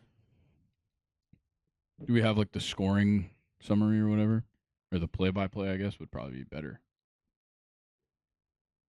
Yeah. Well, yeah, they had 1 field goal at the end of the half. But, yeah, it was literally just touchdown after touchdown. Yeah, but I think it was the first 8 drives were just touchdowns. It was unreal. And in the midst of all that, Cam Ward broke Case Keenum's all-time D1 passing touchdown record, which was awesome. Cam Ward also had a couple very funny moments where, like, they were, like, he was throwing on, like, the 5-yard line and, like, gets the snap and is, like, looking around the pocket, sees that he's got his guy in the flat and just stands there and just goes. Yeah, it was a horrible throw because he was standing flat-footed. But, yeah, this game was pretty awesome. Cam Ward got pulled for the second half. That's why Iowa State came back and got the win. But this was still a fun game. I kind of saw it coming, but 42-41 out of a game like that was pretty fun. We also had the Alamo Bowl. Shador and Travis Hunter. What are we doing, man? What are we doing out here? Heisman my ass. Like, got cooked. I want to give game, brother. Sit down. I want to give some credit to both coaches here just for playing the starters. I respect the shit out of that. Just playing the starters. Shador wore Giants cleats, then played like shit. Giants played their way out of the first pick. Coincidence? I think not. You know why I think they played the starters? Because it was a Big 12 matchup. Yeah, that's fair. And also, ESPN they're so lame. Why do they just why is Zacchaeus having a career day? What are we doing? New wide receiver 1. Fuck Terry McLaurin. Yeah, ESPN gave BYU 0 love with this game at all. Even though they stomped Colorado. This was, once again, let's be honest, 36-7. That late touchdown for Travis Hunter was bullshit. And the ESPN just only covered that fucking touchdown at the end of the game. So stupid. I hated this game because how much they favored how much they favored Colorado. They always do, bro. And I'm just so happy for this sport that Shador Sanders and Travis Hunter are out. I like them. I like both of them. as players. They're fun to watch. But I'm tired of the coverage of them. Yeah. It's just annoying at this point. Okay, good. I thought they were going to call rubbing the knee. Yeah. Holding on Biotish.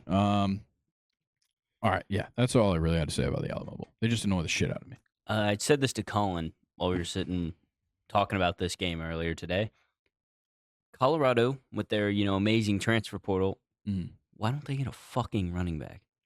They will never do it. Look at the box score. If you still have it pulled up, I don't. I'll tell you. As a team, they rushed for 2 yards. Oh yeah, I did see that. Dion doesn't. BYU had more on their shortest rush of the game, or like their first rush of the game was 6 yards. They got more yards than Colorado had. Dion doesn't believe in running backs. Yeah, well, and Shedeur baby, let's go. Let's go. Take it back. Oh wait, let's go. That hit. I took Jaden Daniels for a pick. Oh, you did. Oh damn. Are we cooking right now? Shedeur had negative 34 rushing. Yeah, yards. that's off sacks. Caden Ellis, bro. Yeah, but on 9 carries. I know. I'm just saying. Yo, chat. Are we cooking right now? Might be cooking. Caden Ellis is a fucking dog. At some point, you have to get rid of the ball, though. What? If you're Shedeur. Yeah. That's the one thing I've seen everyone on Twitter talking about is like, find a new position. If you're going to be a quarterback who's going to scramble backwards and try to make something happen, you have to know when to just throw the ball away and be done. You can't just take a sack and get to negative 34 rushing yards. Like, I got an idea. Stop playing football. So BYU only had 4 next sacks. year they'll have Caden Salter at quarterback, and Julian Lewis will be there as a true freshman. It's gonna be a QB battle. I think there's a genuine QB battle, but that's why they're not going after running backs. It bothers the shit out of me that they're not going after running backs. Yeah, you have no running game. I think if they were smart, they would literally give Mekhi Hughes $10 million. Yeah, 384 yards for their leading rusher. Mekhi Hughes announced that he's entering the portal the other day out of Tulane. Literally unload their Brinks truck for him if you're Colorado. Because Caden Salter, if he is your starting quarterback, you need a fucking running With back. how much money is available in NIL deals and everything like that, get him a house, get him a car. Exactly. Make him literally do whatever it takes to get him because he is one of the best running backs that's going to hit the portal. There's like... Should have had negative 50 rushing yards in the season, which is pretty much all sacks. It's just like, so, like, you remember Haley Van Lith? Yeah. The reason when she went to TCU, they got her everything she wanted. Yeah, exactly. And that's how it is right now in college sports. Range Rover, house. Yeah. Got her parents a car. Yeah, no, it sucks that this is what college sports has come to. I hate it. I hate NIL deal. But we got to embrace it. As much as it does suck and it has affected all of the sports negatively, we got to embrace it. And I don't know if Colorado's doing it the correct way. No. Next thing, final game, to recap at least, got Eastern Carolina 26, NC State 21. I don't care about the game. The ACC lost, whatever. Big brawl in this game. Second half, I think, leads to a ref getting hit in the face and was just bleeding out of his face. Did he keep reffing the game? I think he did. I think he did keep reffing. So shout out to him. That's a hell it looked yeah like moment. He was probably going to break something up and somebody got pushed. I think a helmet scratched his face, but it looked bad. That's a hell yeah moment. Yeah, hell yeah. Shout out that ref. We got some games this week. I'll quickly just say what games they are what day. New Year's Eve, big slate. You got ReliaQuest Bowl, Bama versus Michigan. You got Tony the Tiger Sun Bowl, Louisville versus Washington. I like that Cheez-It game. Citrus Bowl, South Carolina versus Illinois. I think that will actually be it might actually a phenomenal game. And then Kinders. I don't know how you're supposed to say that. Kinders, Texas Bowl, Baylor versus LSU. That one's going to suck. Why is Algier running the ball? Stop. And then on the second, the last notable bowl game, on the second, you got the Taxslayer Gator Bowl, Duke versus Ole Miss. I'm sorry, Brock. Give me Duke. How many people are sitting for Ole Miss? Who's sitting out for Ole Miss? Is Uncle Jack sitting? Uncle Jack's, yeah. Did you see the video of that kid getting the Jackson Dart jersey for Christmas? Oh, it's so good, dude. I loved that video. Okay, Nathan, give us the update on the bowl picks. All right, folks. We're through 28 bowl games so far. Stop. Out of the 37 or 36 that we are doing. Yeah. Put Bijan back in. As of right now. Remember, again, for the people listening at home, if you don't know, we made a Google sheet or forms of all the bowl games and let Colin, Grayson, Luke, and my girlfriend Megan answer to see who would win and just predict their winners. Yep. Through 28 games, right now in the lead with 13 correct is Grayson. Let's go. Could have told you that. No ball. Followed closely behind by a tie between Luke and Megan. Nice. Colin is bringing it up with 11 right now. 2 behind. That's really close. Yes, we do have 9 games left. 9 games left. 9 games left. 2 points separate the leader. Oh, That's like 3 that he's missed Kadariel Hodge on. 2 points separate the leader from last place. okay.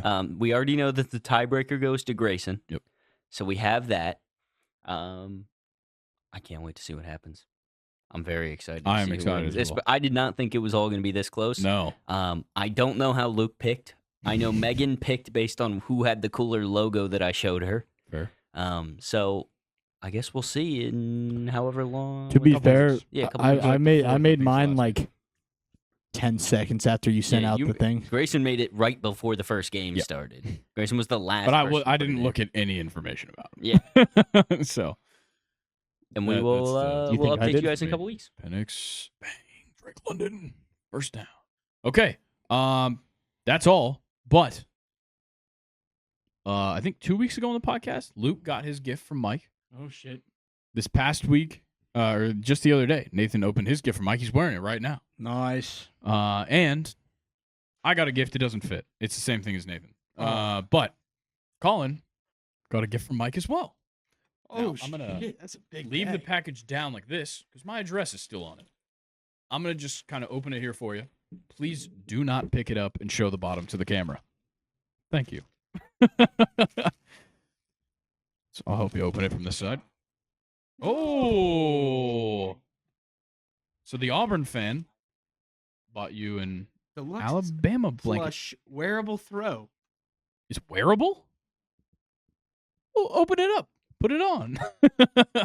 So backstory, for anyone who doesn't know Mike is a huge Auburn Tiger fan. And when me, Colin, and Mike used to work together, as well as Grayson, Mike would always talk shit. No matter the situation, Yes. Mike's talking shit about Alabama. That's who he is, and we love Mike for that. Yes. It's an amazing quality of his. Mike said that he was worried that his bank was going to call him and ask him if this was a fraudulent purchase.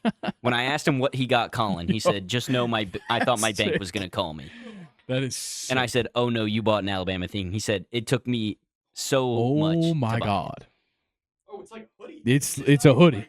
That is amazing. Did you just break it? This thing is sick. It's like a soft parka. Keep going. Mike, did they not have a Florida State version of this? I'd rather have the hoodie. This hoodie is sick. Bro. I know how But it's got Colin's no driving to sleeves, work right? every morning. There's no sleeves. It's I don't a think- parka. You just put your arms out. Yeah. It's got a hoodie pocket. Colin is. We talking about Colin falling asleep on the couch? Oh wait, dude, that's the arm hole. That's why there's that little part. Maybe. Well, that I think that's what popped. So maybe. Oh, it has a little snap. We can fix it later. What?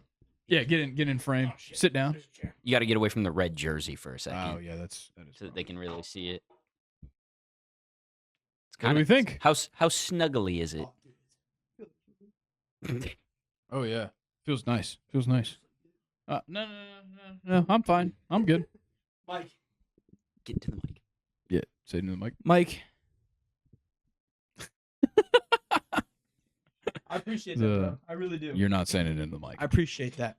It means a lot. All right. Thank you so much. All right. Well, thank you to Mike. That was a fantastic gift. Oh, Michael Penix. Oh. He throws it over Kadariel Hodge. What a surprise. Yeah, throw that Roughing shit. the passer? First down. Was it roughing the passer? I think that was just a hit on Kadariel Hodge. I don't know. I didn't see the flag actually on the field over there. I thought, He never made contact with the ball. let's see. Oh, I think it's roughing the passer. I think it goes high. Oh, yeah. In the head. Roughing the passer. Awesome. It was immediately. 15. I'll take it. Okay. Dude, this shit's comfortable. So Well, fucking comfortable. We're going to see if the playoff hopes stay alive for the Falcons. And also, I guess, technically the Commanders. I don't know if they've actually clinched yet. Yeah, they haven't clinched the playoff spot yet. So they're also trying to keep their playoff hopes alive. Rookie quarterback battle, 7-7 in the second quarter right now. Because So I think if the Falcons win this game and win out, and the Bucks win out, the We win. Commanders are out. Oh, yeah, that's right. Yeah. I think you're right. Okay. A lot of stuff that we're going to be watching after this episode's over. But make sure you guys are subscribed here on YouTube. What? I'm doing the promo, and then I'll get to it. Okay, Don't worry. I thought we were. Don't worry. I just want to make sure everybody knows they need to subscribe before we get to that. Dijon. Great run by Bijan Robinson. Okay. Make sure you subscribe to the YouTube channel. You turn on the post notifications. We got the college football show, the final one of the year, the college football playoff special, coming out on Tuesday. So make sure you subscribe with the post notifications on so you know exactly when that goes up. Then, like this video, comment something. Comment your predictions for the college football playoff quarterfinal games. And, of course, follow us on Instagram. Stay up to date with everything we've got going on. Join the Second Short subreddit, r/2ND A&D short. And make sure that on the podcast platforms, I knew I was missing something. That you on the podcast platforms, you rate 5 stars. You give us a follow on there. Colin, let's see what Bijan Robinson does. Go Bijan, go Bijan, reset, bang! Go Bijan, go Bijan. Let's go. Go Bijan, go Bijan. Let's go Bijan. You know how bad Kirk wants to play in this game? Sure. Playing for Washington. Yeah, that's true. Against his old team, his first team. Okay, Colin, you got a fun fact for us I do. to lead us into the new year. And you guys might know this already, being such excellent chefs and Fair. cooks. Okay. The 100 folds in a chef hat, you know what it means? No, I don't.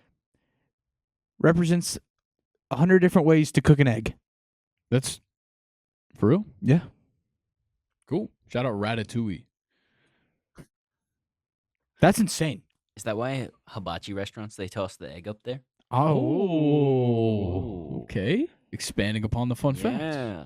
Maybe there's some symbolism. Or they're Could just be. trying to make the egg disappear. Oh, wait. What are we talking about here? Yeah, I think he pulled They're the saying ball. the ball never I crossed? think he pulled the ball in. He never stepped out. Well, he did with his foot that went in. Yeah. Oh, fuck. I don't know if he's That's in. a weird one. It is a weird one. Yeah. It's first But and goal. since we're heading Not into a the new touchdown. year, why not have another one? Yeah. I like it. The longest wedding veil was longer than 63 football fields. Why? The fuck? Why? What's the point? No. That's How many people held that or carried A it? woman in Cyprus. That's the whole Rich. country. Yeah. Oh, much bigger than the country. Nearly 23,000 feet. Yeah, that's much bigger than Yeah. the length of Cyprus, if I had to guess. Wait, did you say 23,000 feet? That's multiple miles. Yeah. Oh, yeah. A lot. Same Yes. length as about 63 and a half football fields. Did he stretch that across? I think he did. Tell me he stretched that across. Who was it, Doesn't look Penix? like it. Yeah. I could have sworn he got kind of hit the. Let's know, get out of here. I know. Yeah. Okay, guys. We're going to catch you guys next year. Yeah, I think you got it right there. We're going to catch you guys next year, unless you check out the college football show on New Year's Eve, which you definitely should. And then, in that case, you'll see me. Oh, no, he didn't get it. We will see Colin next year. By next year, I mean next Monday, to recap the NFL. The whole NFL regular season will have come to a conclusion by the time Colin is... Well, yeah. No, there's a Monday Night Football game, I think. Maybe. I don't know. Touchdown. Another one where he just doesn't get touched. Touchdown, Bijan Robinson. Now it's the Falcons lead. Okay. Yeah, not wrong, just early. Okay. We'll also see Nathan next year as well. Sadly. And by next year, I mean on Friday's episode with Luke. No. Nathan No. just told Colin he has to walk home. We're going to see you guys later. Please enjoy the weekend, or enjoy the rest of the week. Enjoy your New Year's. Please be safe. If you're going to drink responsibly. Do not drive. Everybody out there, enjoy your new year.